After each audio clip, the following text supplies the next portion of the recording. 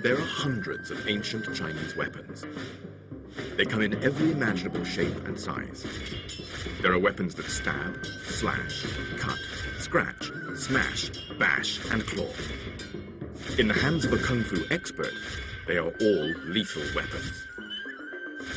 We count down 10 of the most devastating kung fu weapons in order to uncover what might be the deadliest Chinese killing machine of all time.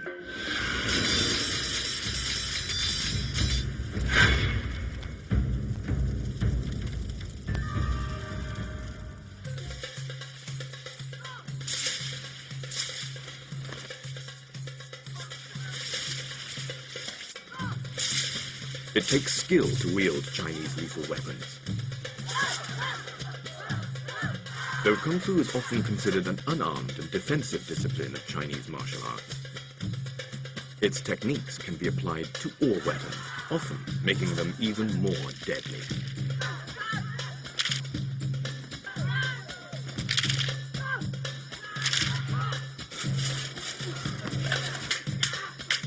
Kung Fu weapons come in countless shapes and sizes.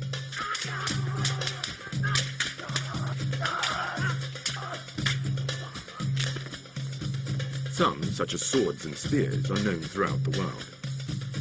Others, such as the long-handled saber, ermine needles, antlers, and dark judge brushes, are distinctively Chinese.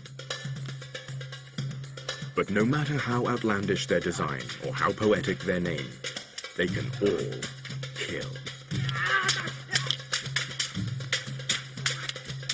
Join us as we count down 10 of the deadliest Chinese weapons.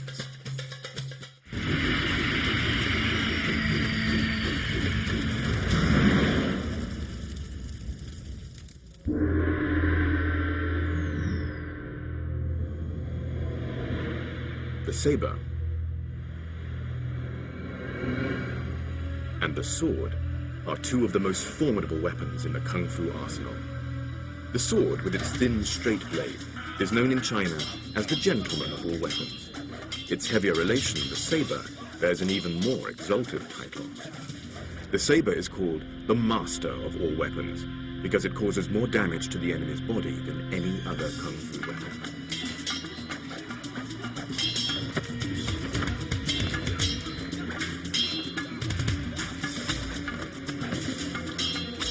Light and agile, like a flying phoenix. That's the sword. Its main form of attack is the thrust. Savage and powerful, like a fierce tiger. That's the saber. It's used to chop, slash, and hack. The thin blade of the Chinese sword has razor-sharp edges on both sides. Because it has two edges, it requires more practice and technique. While larger and heavier, the saber has just a single edge. Therefore, there is a saying, saber, power won by strength, sword, soft, won by technique. The sword and the saber match the human body's proportions. Being neither too long or short, they are perfect for use. Within their effective striking distances, they are the best weapons. Little Tiger has practiced Kung Fu for over 20 years. A former member of the Guangzhou martial arts team, he is an expert on sword and saber techniques. Swordplay is brisk, graceful, and dynamic.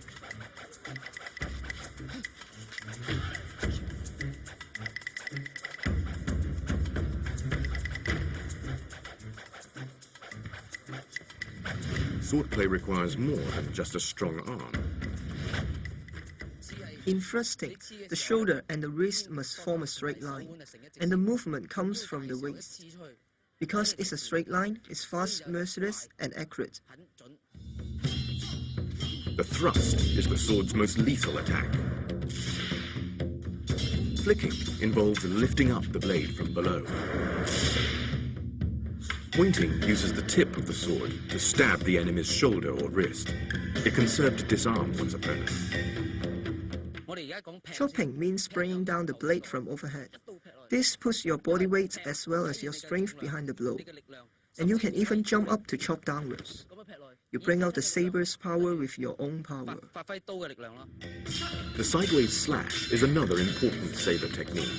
The fighter can straight slash or reverse slash to attack an enemy's neck or legs. Wrapping around the head is a distinctive saber move. It is both offensive and defensive. The move is unique to the saber. It allows one to neutralize an enemy's attack and to immediately launch a counter-attack of one's own.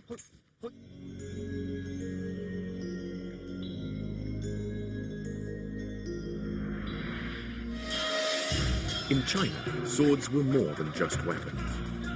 In ancient times, it wasn't only soldiers who carried swords. Scholars, philosophers, even poets wore them. A sword on the belt was a badge of honor, proof that the owner was a master swordsman.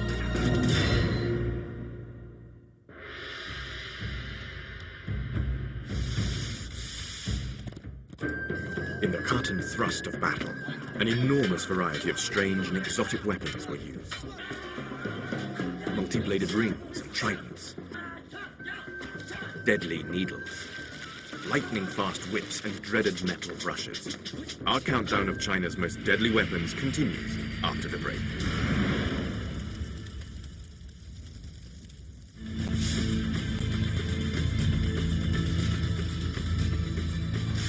The Chinese have devised a huge number of weapons over thousands of years. We're counting down China's most deadly weapons. At number 10 was the saber and the sword. Now we continue the countdown at number 9 with one of the oldest weapons in the Kung Fu arsenal.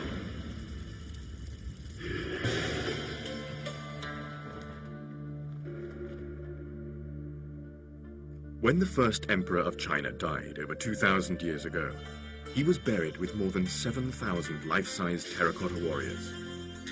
It was only fitting. In life, the emperor used his army to turn several warring states into a single country. While the terracotta army is only made of clay, they once held real weapons in their hands. Chief among them were the bow and the crossbow.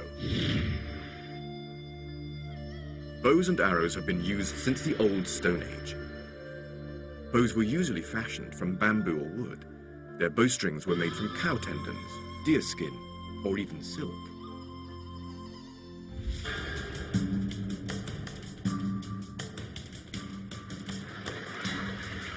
The traditional bows and arrows of China were often used as the first line of attack on the battlefield.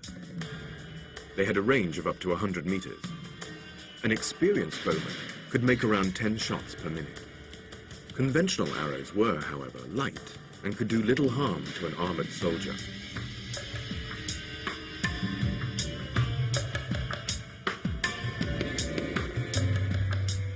More powerful than the traditional bow and arrow was the mechanical crossbow. They could shoot a heavier arrow further and more accurately than a traditional bow. Some could even shoot 5 arrows at a time.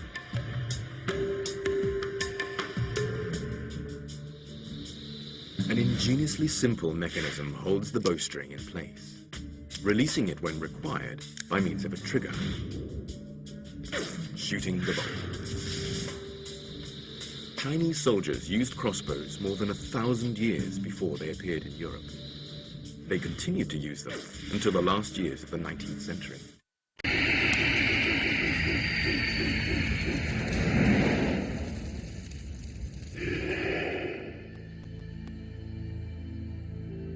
The mixture of copper and tin to make bronze resulted in the creation of many deadly new weapons. In terms of efficacy, bronze weapons were a lot sharper. They were sturdy yet supple, keen-edged but hard to break.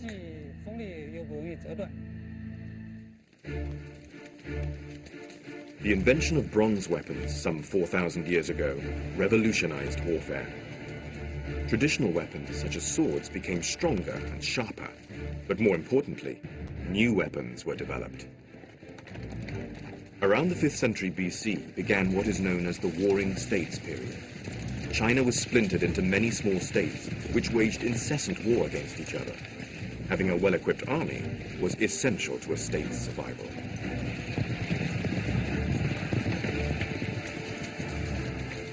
As in ancient Egypt of the same period, chariot warfare was the order of the day.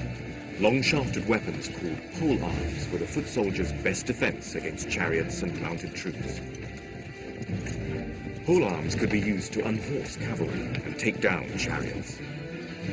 While Chinese spears were much like the European pikes used thousands of years later, the bronze-headed ge was a uniquely Chinese weapon. When Chinese history entered the Bronze Age, the standard weapon was the ge.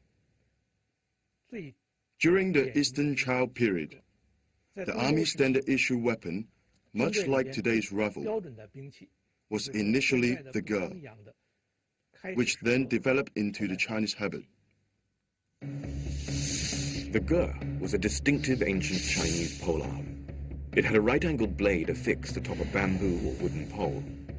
The upper horizontal blade of this ge is about 20 centimeters in length, and the lower vertical one was about 15 centimeters.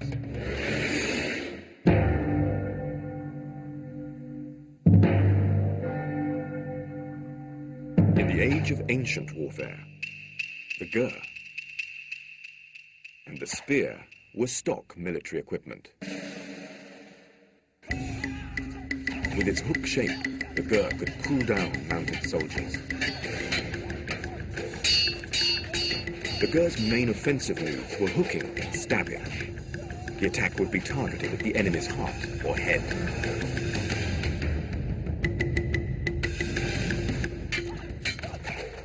The sickle-like blade was used to hook and slash the enemy's vital parts.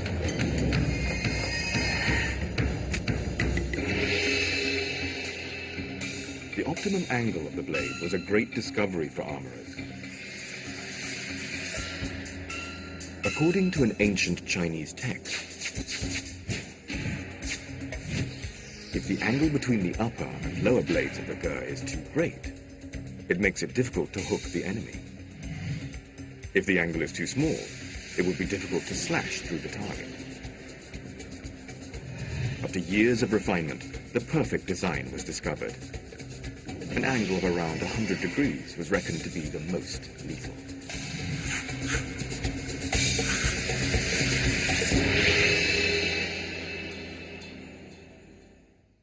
Having spent almost half a century on the study of Chinese archaeology, Professor Yang Hong thinks there's an even better example of ancient ingenuity.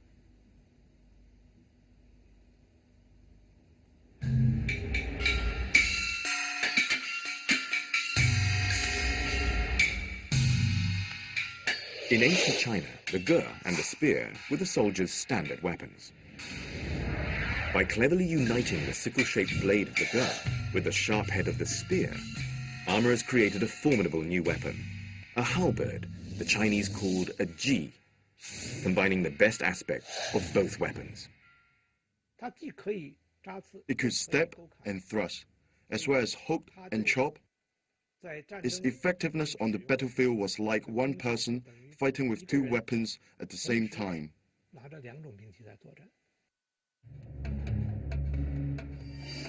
The ancient ji had one or more sickle-shaped blades for hooking and chopping, as well as a spearhead for thrusting.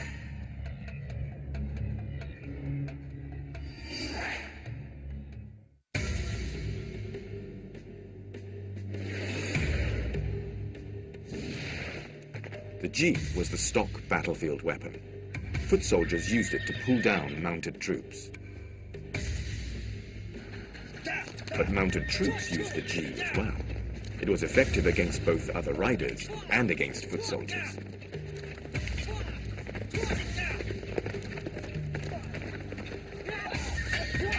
The multi-purpose ji quickly became the soldier's favorite weapon. With increased horizontal cutting edges, there were more opportunities to hook, cut, and slash one's opponent.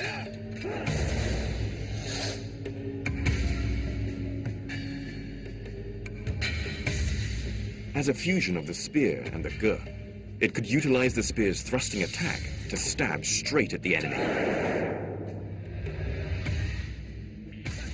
while the sickle-shaped blade could hook the limbs of enemies.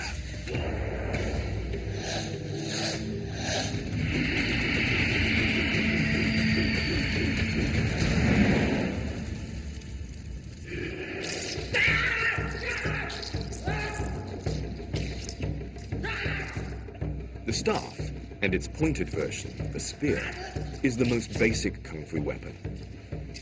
Its use requires flexibility in body movements, lightness and agility in footwork, and swiftness and steadiness in turns and somersaults. Because the staff is a two-handed weapon, it teaches balance and coordination. It is for these reasons that it is the starter weapon taught to aspiring kung fu fighters.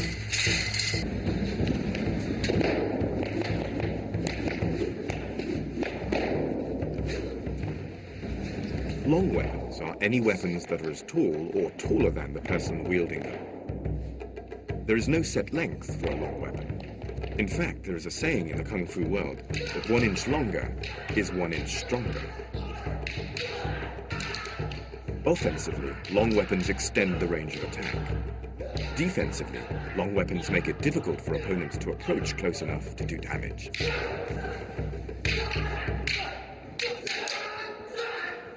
Polearms, such as spears and halberds, are the military versions of long weapons, but even the civilian versions could cause some serious damage.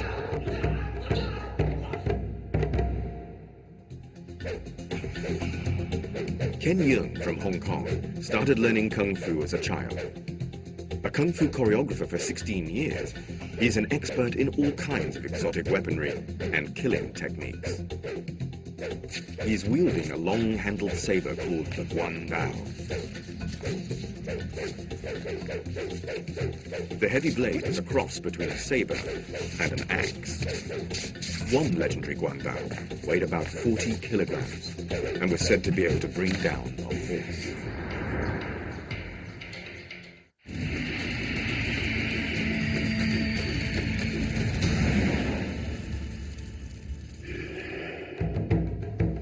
Whips are called soft weapons in Chinese, but they are anything but soft.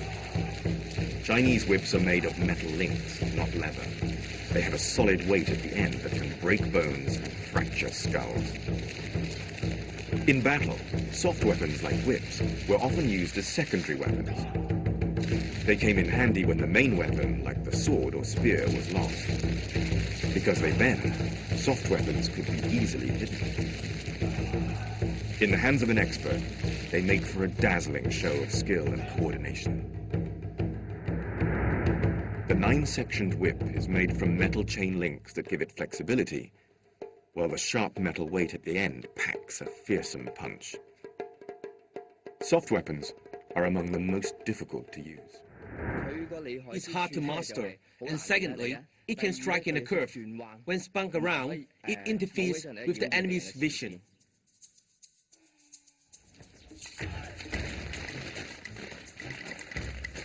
The whip was a favorite assassin's weapon off the battlefield.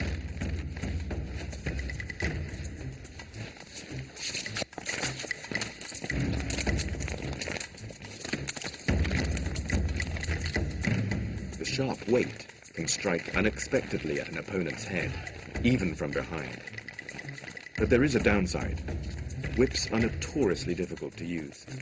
Students of Kung Fu are more likely to do themselves an injury with a whip than when learning any other weapon.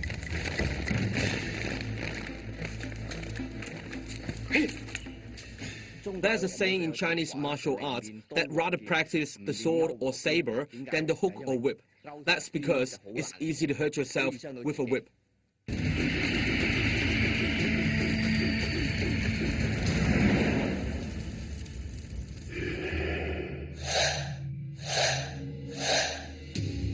In the hands of a Kung Fu expert, even innocuous domestic objects like chopsticks can be lethal weapons. Because they are unexpected, they are doubly deadly. This is actually a very common type of weapon. It relies on the user's willpower, manifest in a straight line to strike at an enemy's body.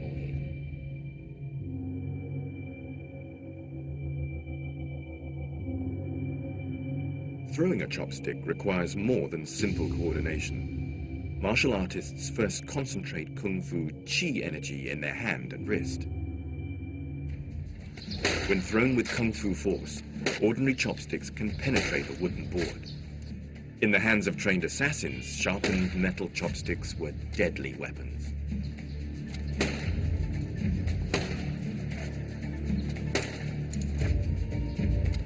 The targets for the chopsticks' piercing attacks are the chest, head, and groin.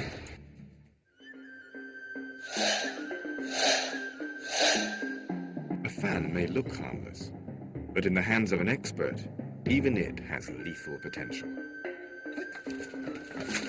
Fans were a sign of gentility, but in an emergency, an elegant scholar could be transformed into a deadly assassin. Killer fans had sharpened veins to cut and slash the enemy. Fans could also be used defensively, like a bullfighter's cape. And fans could be turned into an effective concealed weapon, able to be taken into places where more obvious weapons could not. Assassins had special fans with razor-sharp blades that could slice as well as a knife.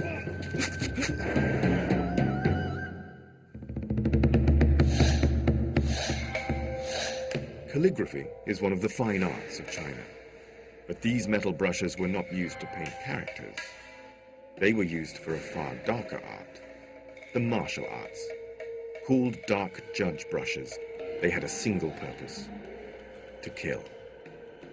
About 20 centimeters in length, their pointed tips are used for striking. Thrusting is very direct. You just step right at the enemy. Dark judge brushes are mainly used to attack pressure points: the sternum, the heart, the throat, the temples, as well as the eyes are all targets. Small weapons like dark judge brushes are almost always used in pairs.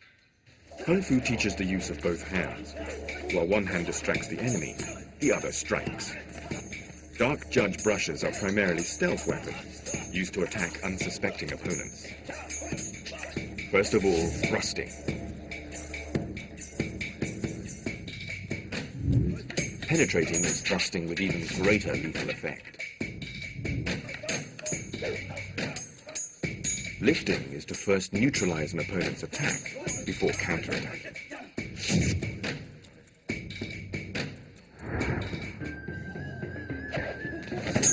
In the hands of an assassin, even everyday household items can become deadly weapons. After the break, strange exotic weapons, and the ultimate flying killers. Counting down China's top 10 lethal weapons. At number 10 are razor-sharp swords and sabers. At number 9 are long-range weapons, bows and crossbows. Favorite weapons among soldiers, spears and halberds, come in at 8. At number 7 are long weapons, 6 to 8 foot fighting stars. Whips, soft weapons that pack a big punch, are at 6. And at number 5 are common objects lethal in the hands of Kung Fu masters. But some of China's most ingenious weapons were never meant to be seen.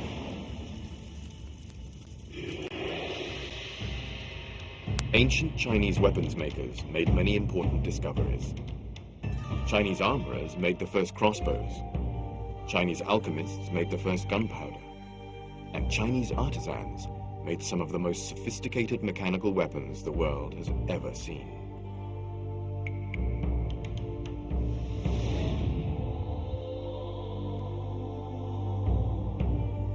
So-called sleeve arrows are ancient spring-loaded devices that could be hidden within the sleeves of a traditional Chinese gown. Sometimes the tip was even poisoned. Consisting of a metal tube approximately 18 centimeters in length, a miniature arrow is placed inside. A spring-loaded mechanism within the tube shoots the arrow out.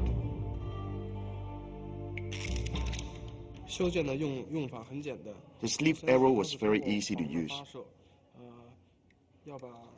It's shot by a spring, You place the arrow inside the tube, cock it,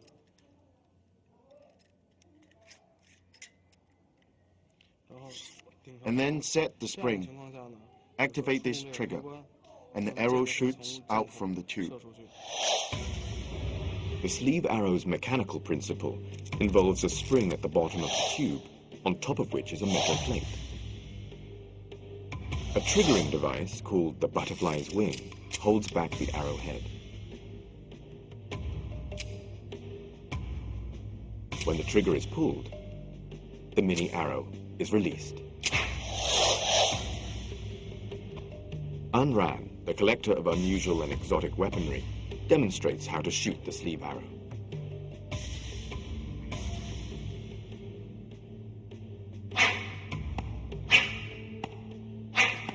At short range, the sleeve arrow was surprisingly accurate. Ancient records say that sleeve arrows could hit targets up to 30 paces away. There are many similar kinds of concealed weapons. Mechanical range concealed weapons like this are usually sleeves arrows, needle tubes, and of course the flying guillotine. All were mainly used for assassination.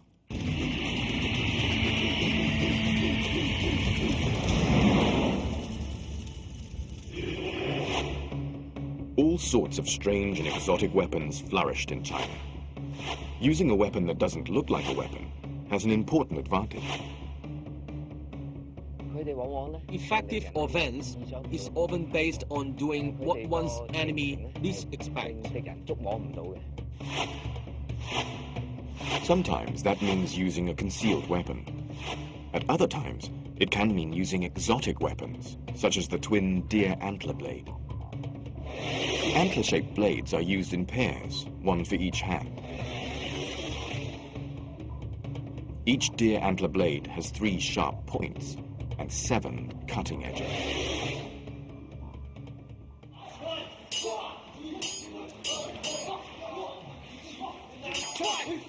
In combat, the deer antler blades are compact, sharp, and versatile.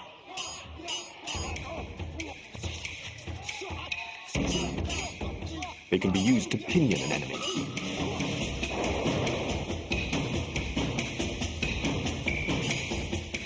With multiple cutting edges, they can slice the enemy from any direction.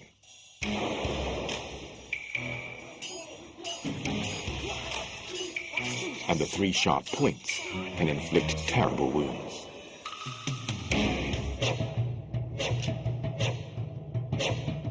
An even more strangely shaped weapon is the ring or wheel, a metal hoop with sharp blades around the perimeter. Popular around a millennia ago, during the Song dynasty, they came in a huge variety of forms. The crescent-shaped spade is derived from an everyday tool, but it was never used for digging. Most people were prohibited from owning conventional weapons like swords, so they adapted spades and other agricultural tools as weapons. Like the spade, this rake is another farming tool that has been modified for lethal intent.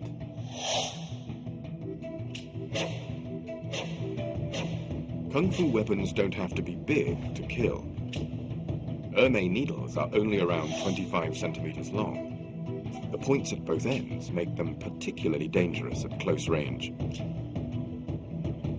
The ring pivot at the center of each needle improves grip, enabling the thin needle to stab with deadly force.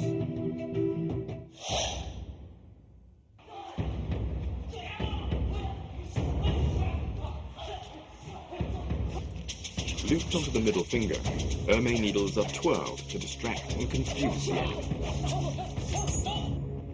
As with dark judge brushes, the enemy's temples, eyes, and throat are the target.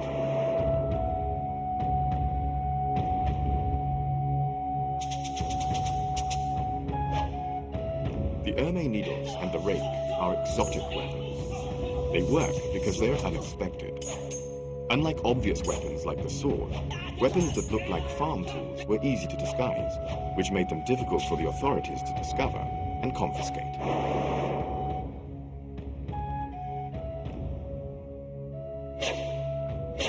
The dang is another weapon that is easily disguised as a farm tool. Only the profusion of sharp points gives the secret of its real use away.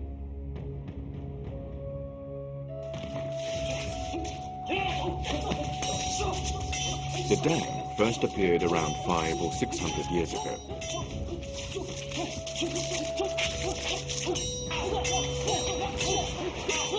It can be used as a spear or to hold the enemy at bay.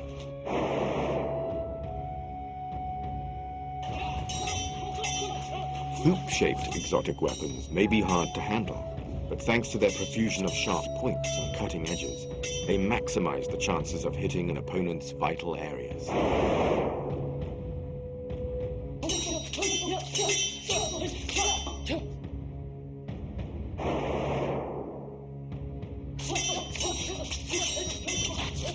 Rings can even hold their own against long weapons. In skilled hands, they can immobilize larger weapons with locking moves.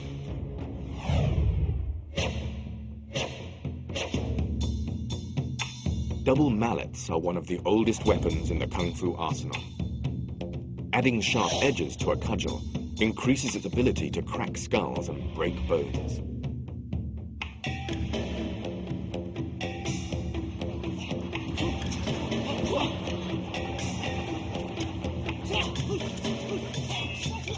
Mallet heads can be rectangular, oval, melon, or diamond-shaped.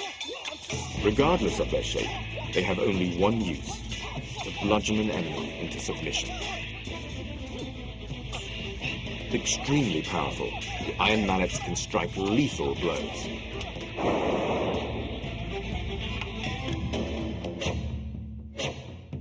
Twin hooks are double weapons, one for each hand. They are hook-shaped swords with an extra crescent-shaped blade on the handguard. They act as 4 weapons in one.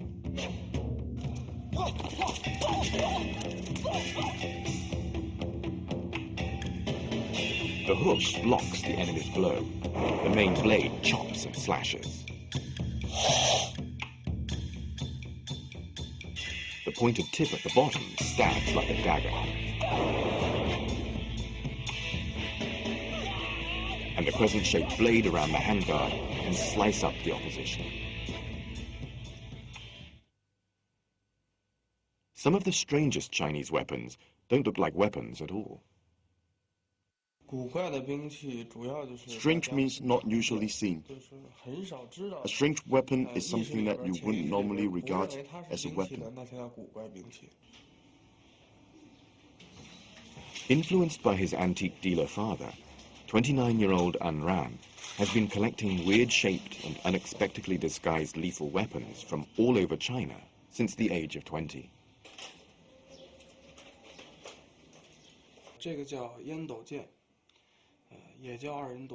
This is a tobacco pipe sword. When least expected, a blade suddenly appears to strike at an enemy, who is caught totally off guard. A genuine antique, this tobacco pipe sword is several hundred years old. Dating from the Qing dynasty, its thin, hidden blade marks it out as an assassin's stealth weapon. An Ran now has over 300 weapons in his collection. The strangest of the lot is this 400-year-old iron claw. It looks like an instrument of torture, but it's not. As its name implies, it's used in combat to claw at an enemy. This is where you found its lethal effect. There used to be cutting edges here, as well as sharp tips. These were the main killing areas. As for the claw, its main use wasn't in fact for killing.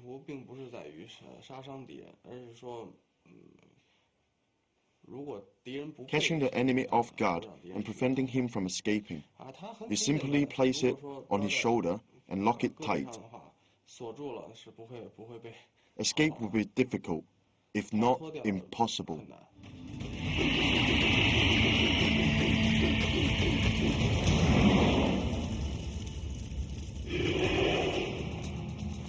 Most kung fu fighting is done up close and personal, but sometimes hand-to-hand combat is not appropriate. One of the best weapons for long-range attacks is the rope dart. The dart was used primarily as a stealth weapon to launch sudden attacks from behind on unsuspecting victims.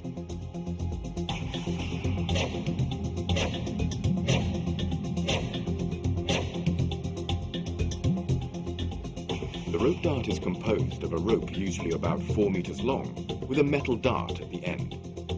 The dart is either conical or diamond shaped and between 16 to 20 centimeters long.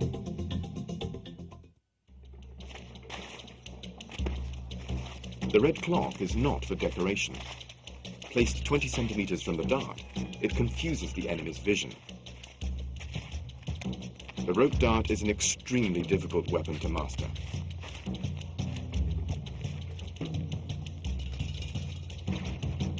The rope dart makes use of energy from the fighter's neck, shoulders, elbows, and other joints to attack from a distance.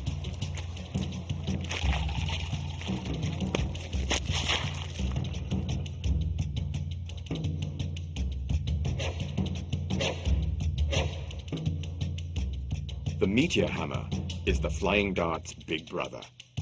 Like the flying dart, it is spun on a rope, but its heavier weight makes it spin faster and strike harder.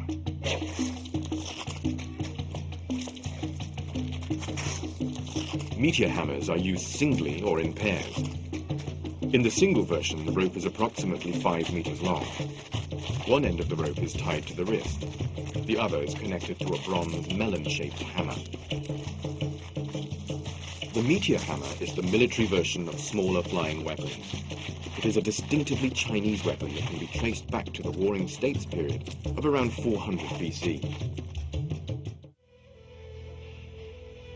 Water-filled pots bring home the full, devastating force of the meteor hammer. More powerful than its little brother, the rope dart, the meteor hammer can pulverize a pot from a distance of 4 meters. Skulls are harder than clay pots, but smashing them is just as easy for the meteor hammer. But the most lethal Chinese weapon of ancient times didn't just smash heads, it removed them.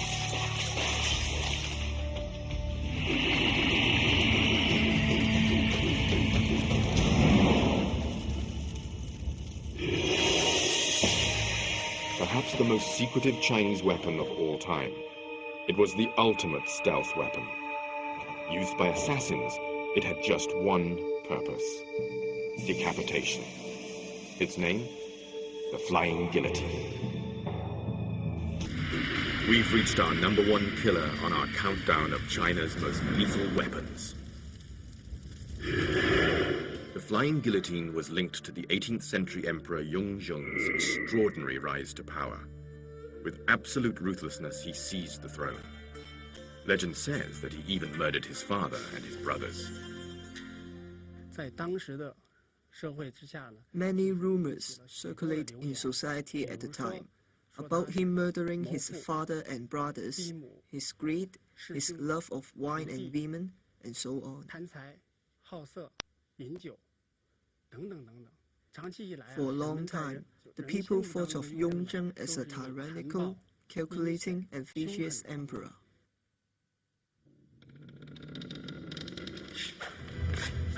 The emperor's reputation wasn't helped by having his own private army of assassins. The legendary army went under the innocuous-sounding name of the Pole Hoisting Authority. Their official task was to organize the emperor's hunting and fishing trips, but it was their unofficial duties that struck terror in the court. It was rumors surrounding the death of one of the emperor's brothers that first gave rise to stories about the Flying Guillotine. For when the body was found, the head was missing. The emperor's assassins were presumed to have done the deed, but no one knew how. I heard about Flying Guillotine when I was little, mainly from magazines, martial arts novels, as well as movies and TV. The Flying Guillotine appeared in them all. Featured in countless martial arts movies, the Flying Guillotine is the ultimate weapon of fantasy. But did this legendary weapon truly exist? Wu, a film buff and art director, is keen to find out. The problem is that no one has ever seen a real flying guillotine, so Wu decides to design one for himself. Wu concludes that the flying guillotine should resemble something like a hat big enough to cover a person's entire head, with some sort of mechanism at the bottom to activate the blades to decapitate the victim. Consolidating all available folk legends and descriptions of the flying guillotine, and adding a little imagination of his own, Wu works out a design diagram for the mysterious weapon. The entire design should be like this. There's a cover on top and a soft back below, and it's underneath where you find the mechanism. Wu's recreation is comprised of 3 movable blades. A pull of the rope snaps the spring-loaded blades shut. It's an elegant design, but will it work? There's only one way to find out. Wu takes his drawings to a workshop where craftsmen can turn his design into reality.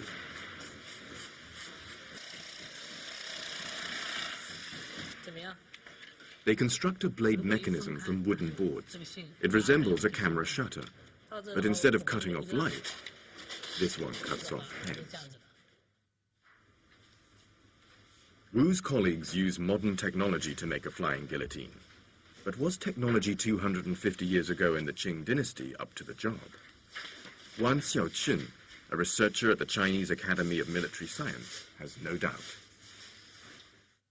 The killing principle is based on the blades, and such blades could be constructed.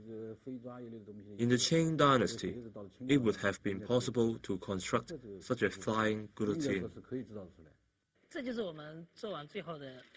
This is the flying guillotine that we made. I'll now demonstrate how it works.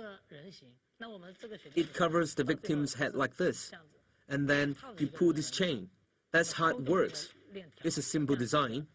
There's the top, a cloth back in the middle, and the most important part, where the mechanism and the blades are located. How do these blades work? They work when you pull on this chain from afar. I'll demonstrate for you. When you pull on the rope, the blades all converge inwards. Building it is one thing, but how in the world do you get this onto someone's head? Kung Fu master Ken Yeung needs all his 30 years' experience to discover the answer. I think, other than throwing in the normal way, another method would be to lift up and toss it onto someone's head from above. Throwing strength and accuracy are the first things that need to be practiced. Timing is also crucial, as the victim won't just stand there to be targeted.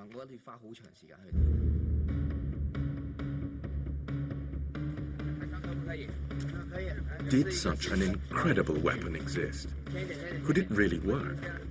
Yeung and his team are put to the test. First, he'll try it the most straightforward way. As this flying guillotine weighs 1.5 kilograms, hitting a target accurately is no easy task.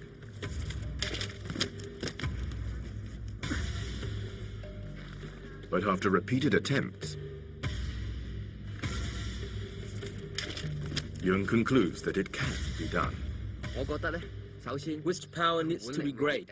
You also need a strong arm and good accuracy. If you manage all 3, you've got a good chance of success. Yeung reckons that warriors in ancient China would have been skilled in leaping. He thinks they may have deployed the flying guillotine while in mid-air. With the aid of a trampoline, Yeung's assistant attempts to do just that.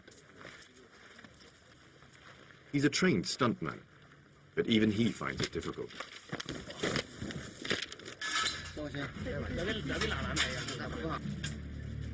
It takes 5 attempts before he finally does it.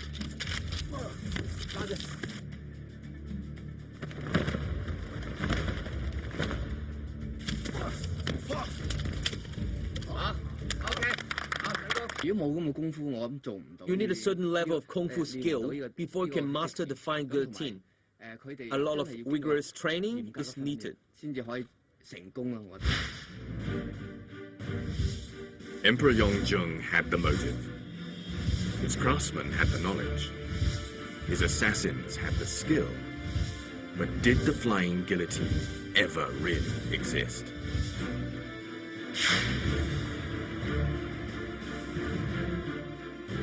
Fact or fiction? No one knows for sure. Only one thing is certain. If Chinese craftsmen did build the legendary flying guillotine, it would have been the ultimate kung fu killer.